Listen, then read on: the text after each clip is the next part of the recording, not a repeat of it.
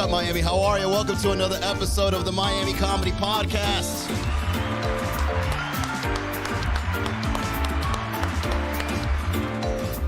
It's a celebration where we go live once again.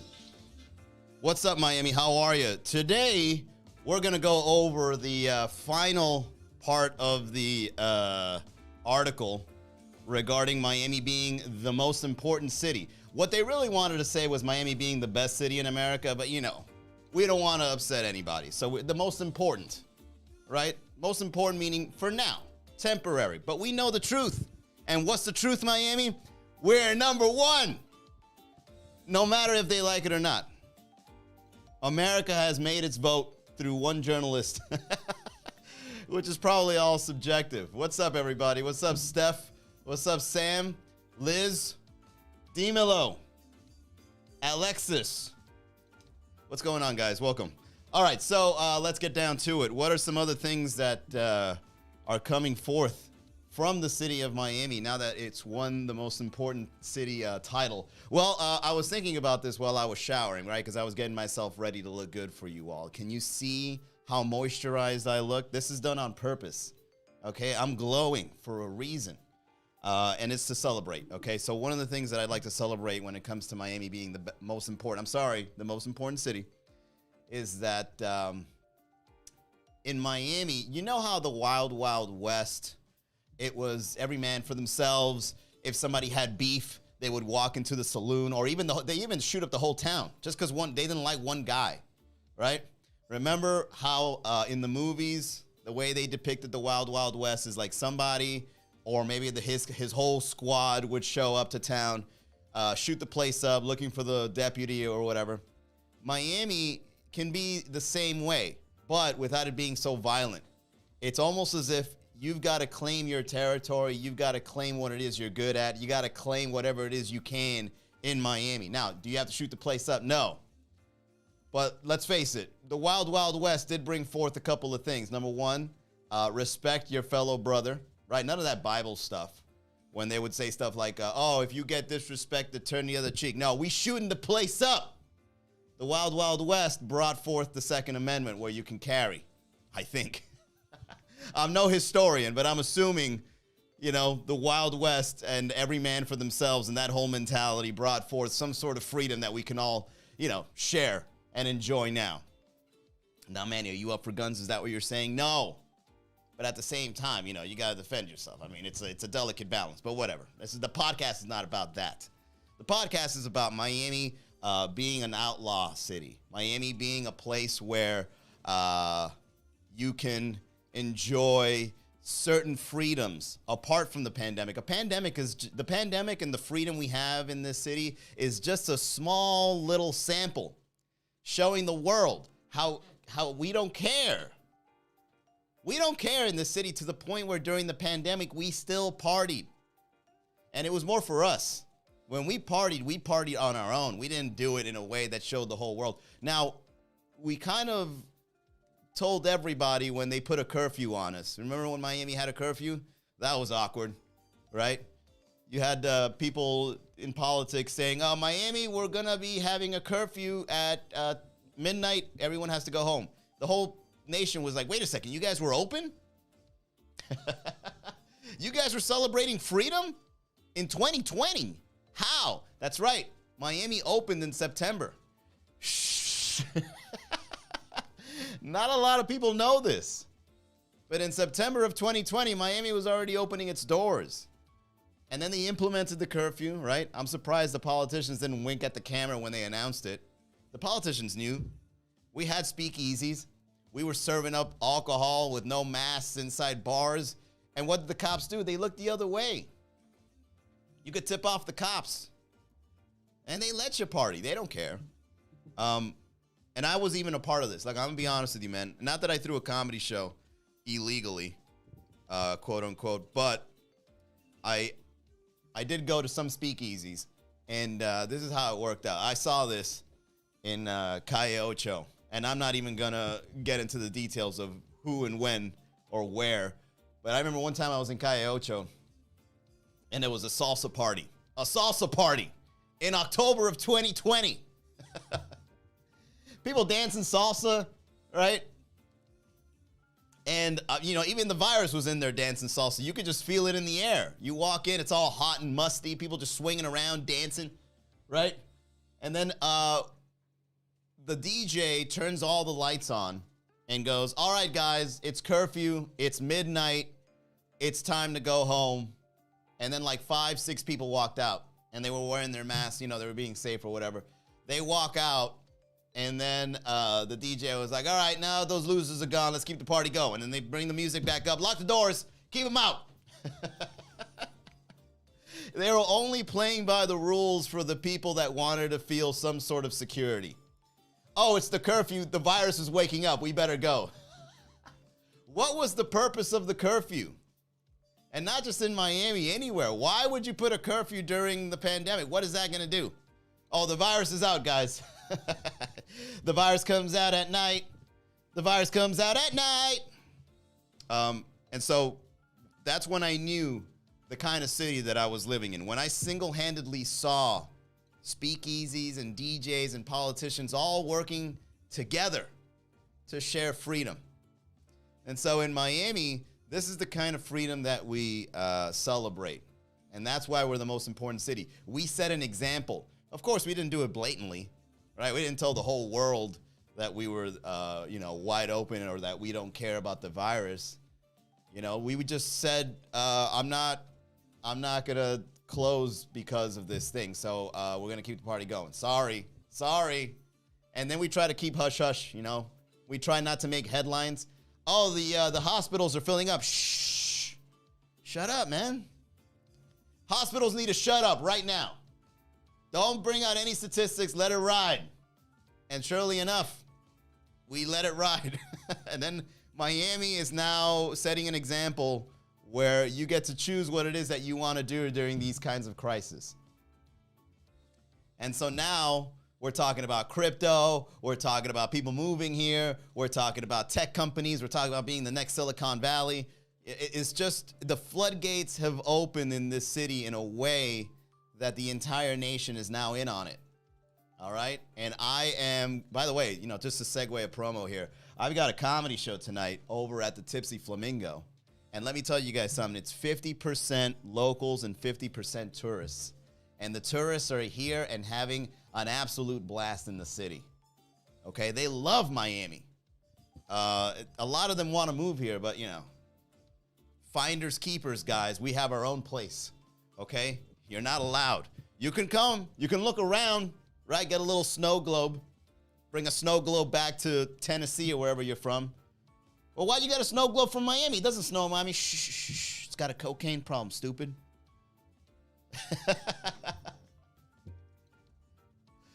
Oh, man. What's up, Alex? Alexa, Mr. Cruz, Aramoon, Ryan, Olgita, Mocha, Alejandro. Lots of Alexes on the chat today. There's like 4 Alexes on there. You know what, Miami? If there's one thing that we need to fix in this city as a community, how about naming our children something a little more original names, huh? Why can't we have a Sharon from Miami? Why is it always got to be Alex and Alejandro and Sergio? Can we switch it up?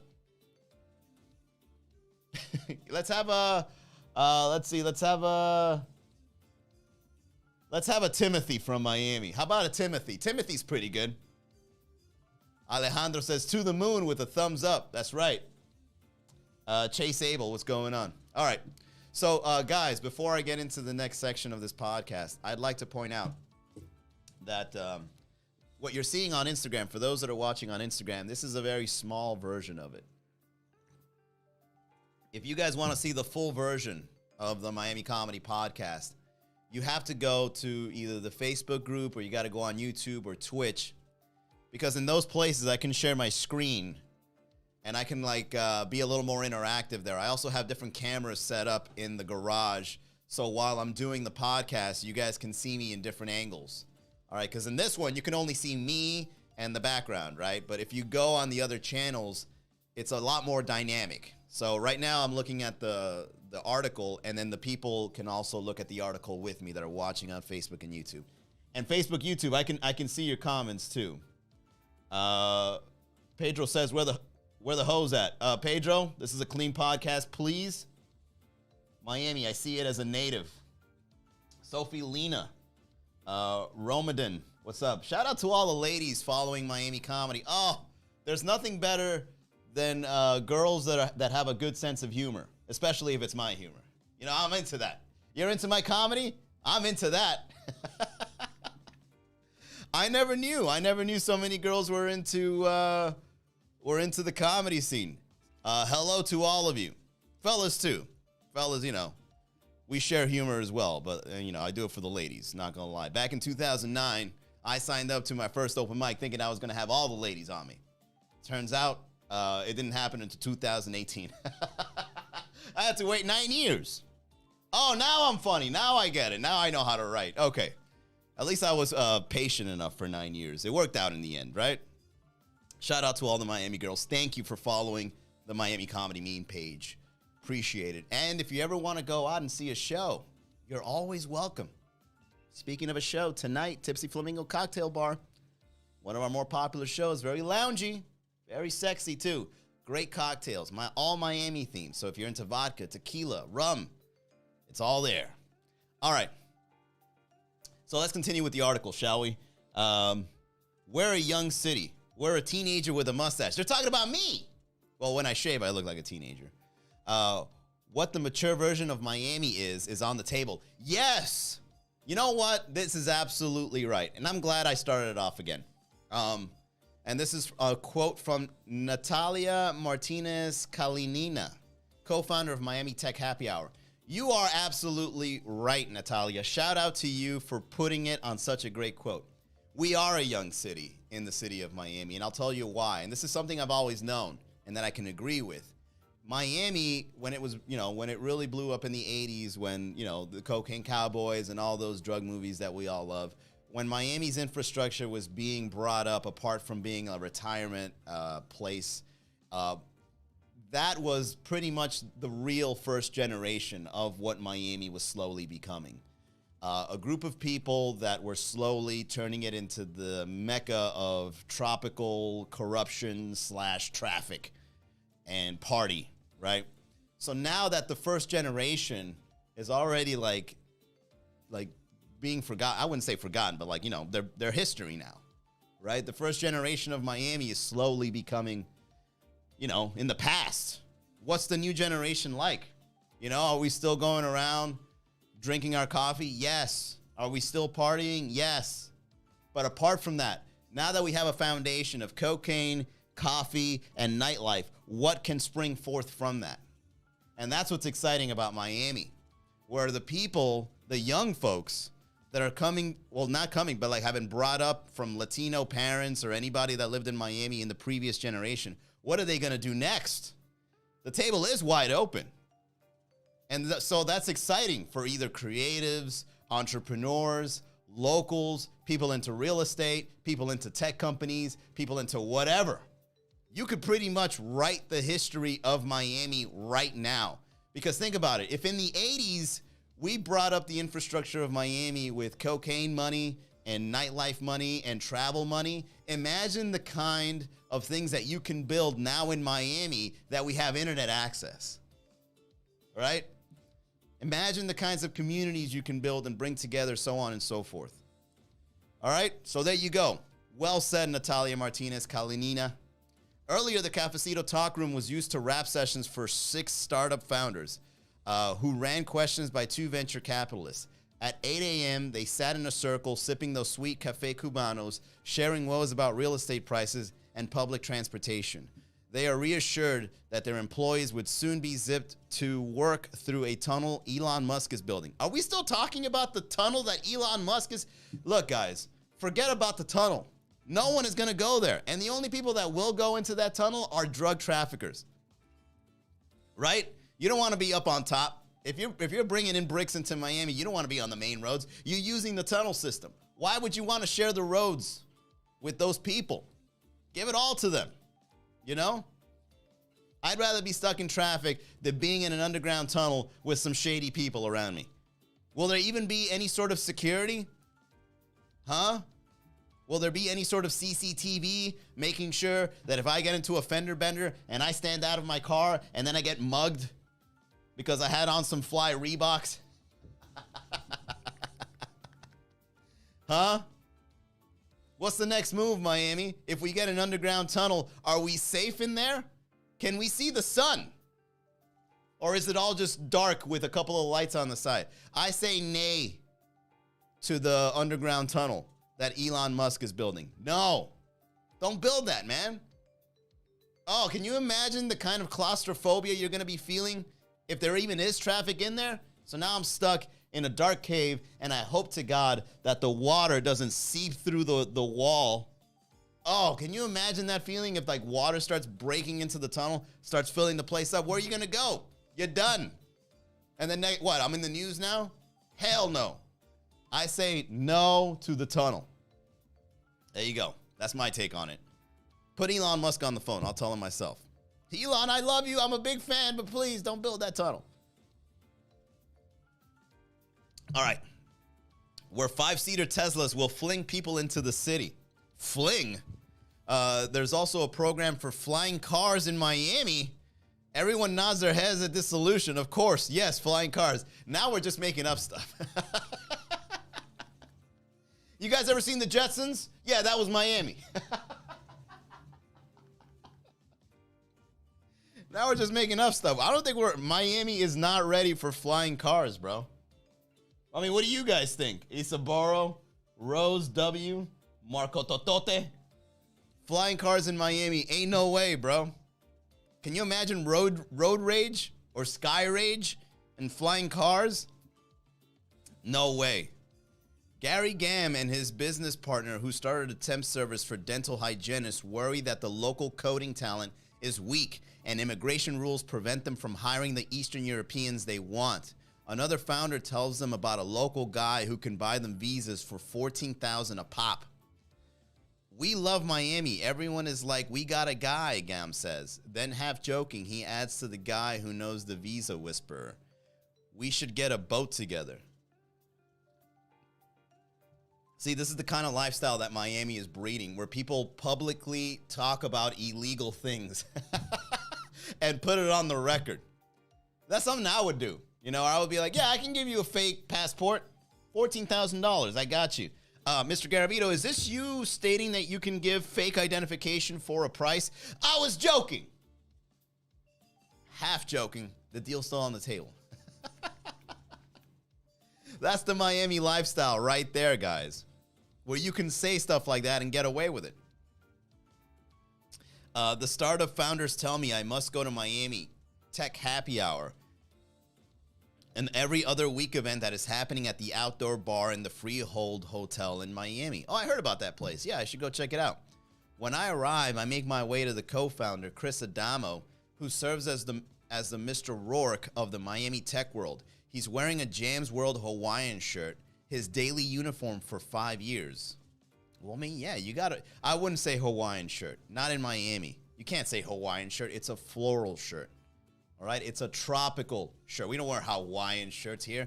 Tropical shirts for a nice sunny day. His day, even to weddings, setting the tone for the anti-New York utopia he's helping to build. Nearly 100 people have turned up. Hey, Miami is now officially called the anti-New York utopia. Yo, why does Miami and New York, why do we have so much beef, man? You know what I mean? Like, we have beef with New Yorkers for no reason. We talk smack about them. We say bad things about their city. New York probably isn't even talking about us, and we're still trash talking. Oh, yeah, those people in Brooklyn with their Tim boots on? Adamo, who has lived in Miami since 2012, says the tech world has changed since he first got here. Some of it was weird and interesting, and some of it was weird and illegal. Weird and illegal? How about just illegal? And now we've hit the sweet spot, he explains. The Meetup's co-founder, Natalia Martinez-Kalanina, who also runs a book club and throws kite surfing outings for newcomers, says these nights show her what the future of Miami might be. How do we become more of what people come here for? We're a young city. We're a teenager with a mustache. That mature version of Miami is. It's on the table, she says. Demian Bellumio, the co-founder of these guys are just name dropping now. Yeah, Manny Garavito, comedian from Garage, says Miami is the future. Oh, man, he must be right. Walks up to Adamo and shows me the Telegram channel he started to organize biking, yoga, kayaking trips for about 1,000 local entrepreneurs. First of all, I thought Telegram was specifically for drug dealing. See, this guy right here says, see, this is Miami. This is totally Miami right here. I got a Telegram channel to organize biking, yoga, and kayaking trips for 1,000 local entrepreneurs. You mean cocaine, marijuana, and Percocets for... Yeah, this is the hookup right here, guys. We're going to go bike riding. Just kidding. Just kidding. Do send me the link to the Telegram, though.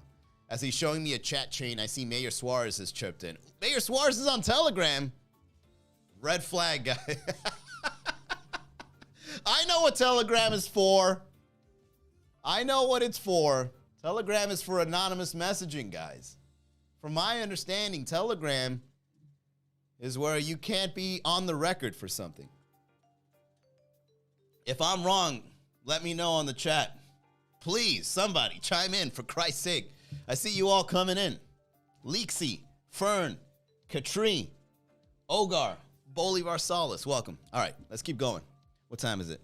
6:30. I got to get going soon, guys. Tonight is a great comedy show in downtown Miami. Suarez two-term mayor father, nicknamed Mayor Loco, threatened Barry's friend, writer Carl Hiassen, with a libel suit and responded to one citizen critical letter by showing up to the retired 68-year-old's house at 10:30 to deliver his retort. Whoa. So the father of our mayor is doing this, just showing up at people's doorstep at 10:30? Miami. Very Miami.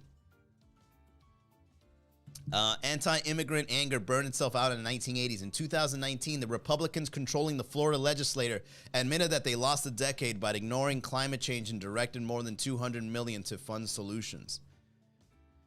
Well, at least, look, that's a shout out to Florida right there. The fact that Florida legislature has admitted, the Republicans controlling the Florida legislature has admitted that ignoring climate change was a mistake. So at least we got that. At least we got the Republicans that have a little bit of sense. Because let's face it, man, some of these Republicans are going out there acting like wrestlers. If you smell what Mayor Suarez is cooking. When you have to send out a notice about King Tide, you're pretty much past debating whether climate change is a real thing or not. Yeah, totally. When you see sunny day flooding with your own eyes and don't debate whether or not there's a sea level rise, says Miami Beach Mayor Dan Gelber from his office, which is in a much more impressive looking building than Suarez. Of course, it's Miami Beach, man. Miami Beach is a whole different world. Locals don't even go to Miami Beach anymore. It's like, Miami Beach almost feels like it's another city, but it has our name. You know what I mean? Like Miami Beach is more Miami than Miami-Dade itself. Right? Like we don't want to be too Miami, so we separate ourselves from all the stuff that's happening in Miami Beach. It's like, look, Miami Beach is the real identity of Miami. We're trying to do something different with Miami. Miami-Dade is, we're trying to be Brickell, we're trying to be Hialeah, we're trying to be Coral Gables. But Miami Beach, that's the real Miami over there. Parties, drugs, women, you name it. It's all there. But the thing is, it's overrun by the tourists. So what happens is, all these tourists are over there in Miami Beach and flexing, but they're flexing in the wrong ways. They think a slingshot is a flex. It's like, isn't a slingshot half a car? A Nissan or a Honda Civic with AC on a hot day is a bigger flex than a slingshot rental. There's no way. Just because it has a hookah in the middle with some lights doesn't mean it's a flex, bro. You're being hustled. But the people, the people from Louisiana or Tennessee or wherever, they think, oh, I'm in Ocean Drive with this thing. All right, so Miami Beach, that's the real Miami right there. It's so Miami that we've separated ourselves from it, right? We're Miami-Dade. All three mayors believe that the groundwork Miami was building all these years, the improvement in local colleges, the law firms, the banks, allowed this moment to happen, which they all insist is a movement. I spent 10 years as a federal prosecutor, and we definitely attracted to the ne'er-do-wells and thinly capitalized, or worse, the entities that came here to exploit, says Gelber. But now there's real capital moving here, NFTs, crypto, and all that is pretty new industry. But I don't think it's a fake industry, he says. Crypto is the new cocaine. Oh, this is Billy Corbin. Yeah, Billy Corbin, one of the big representatives of Miami, is on the record as saying crypto is the new cocaine. I agree with that. Hookah in the middle. Yes. Finally, somebody on the chat. What area of Miami do you live in? Why, Ogar? You could pull up at 10:30 like Mayor Suarez's dad. Oh, man. The filmmaker and liberal activist who directed the 2006 documentary Cocaine Cowboys about the 70s and 80s drug trade in Miami. The Miami coin is generating revenue through mining, and the city gets a portion of each sale because the mayor got involved in a pump and dump. Somehow, we found a new way to make cryptocurrency more shady. What's the problem? Money is shady. First of all, shout out to Billy Corbin, all right? If we ever got in a debate, you would win by default, but still. When you say we found a new way to make cryptocurrency more shady, money is a shady thing, bro. Just look at money. Like if you look at a dollar bill, it's got a pyramid, it's got an eyeball in it, it's got some hidden owls or something like that. It's got a falcon holding on to arrows. It's full of shady symbols. What's the difference with it being online? It's even shadier. Now it's got no symbols. Now it's just something we believe in. Cryptocurrency is shady in nature. All right, let Miami start their own coin. And like I said in my joke, if the coin ends up being a scam, at least you invested into the city and what it's known for. We become better with every scam done here. Miami gains strength, right? Anywhere else, any sort of scamming, any sort of hustling, any sort of shady business practices hurts the economy. But in Miami, it only gives it strength. We get to the next level. We figure out ways to prevent the scamming and then come up with new ways.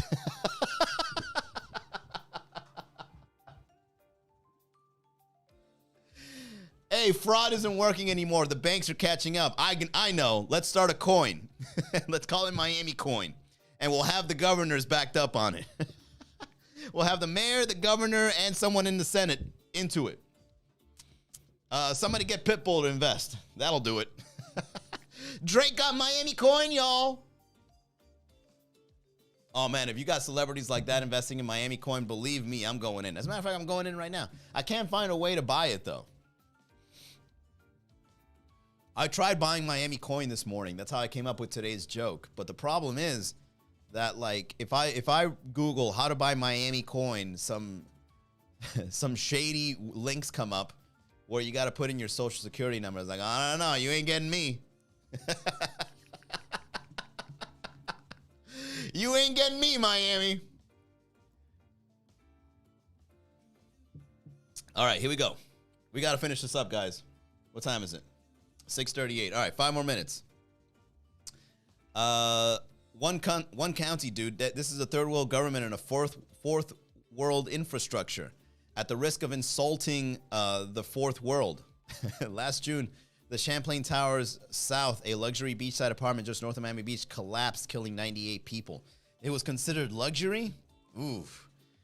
He notes that the school board banned an elementary school book about culture for not being harsh enough about Cuba's government. It's not freedom here. It's economic freedom. Corbin believes Miami's importance will fade with the virus. A disposable city suddenly feels essential. It's a mistress. People lived in places that mattered, and they came into contact with the fragile nature of life and needed a moment. If Miami were to disappear off the map tomorrow, it would be of no consequence. No industry would disappear. It's not a movement, he says. Miami movement is what happens after I eat at Sergio's.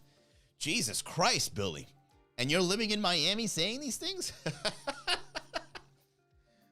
Why? How can you? Well, I guess, you got to have the good with the bad. You have Mayor Suarez saying Miami's the best, and you got Billy Corbin saying Miami ain't nothing. That's what Miami's good at, man. We always have somebody that will disagree with you, and, but maybe he's got a point. I don't know. Billy Corbin's older. He ran one of the biggest documentaries ever made. He might know some stuff in history that I don't. But where I'm living in my time in life, in Miami, I'm having a blast. This city is on the come up, in my opinion. Don't come here and tell me how competent and excellent the government is. 3 of the deadliest structural collapses in the last 10 years occurred in one county. Well, yeah, that's rough. You got me there. I meet Debbie Mucarsel Powell of the breakfast at Nordstrom E-Bar at the Shops in Merrick Park, an outdoor mall in Coral Gables, an affluent section with Spanish architecture and an awful lot of fountains. A Democrat, Mucarsel Powell, who represented the southern part of the city in Congress from 2018 to 2020 before losing a Republican, now works for Gabby Gifford's gun control organization. She also believes in the Miami movement is all hype. We have really serious issues that make it hard to attract large businesses, she says, citing that the state is next to last in the U.S. income equality and 47th in healthcare access and affordability. Okay, so you're talking about, you can't compare Miami to Florida, bro. Who said this?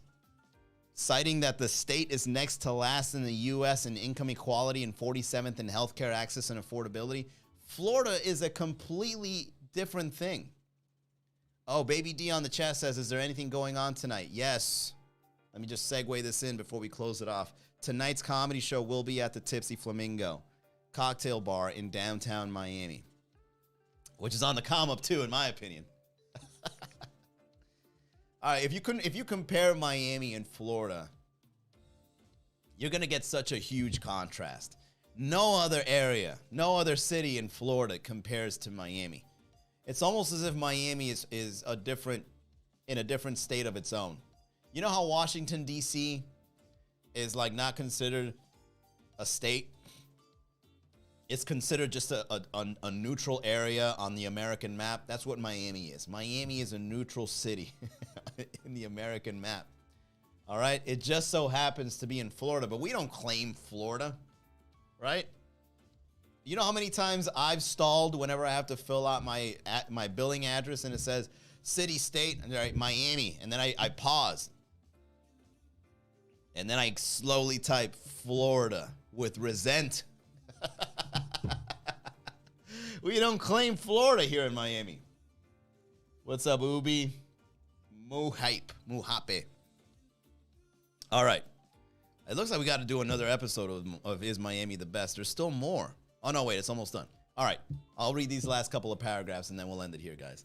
After a week in Miami, I board my flight back to Los Angeles, exhausted by freedom. There you go. You got a little piece of it there. Worried I caught COVID and ready to nap. COVID is only the passage, the rite of passage here in Miami. All right, we help you get it out of the way. And you probably won't even feel it.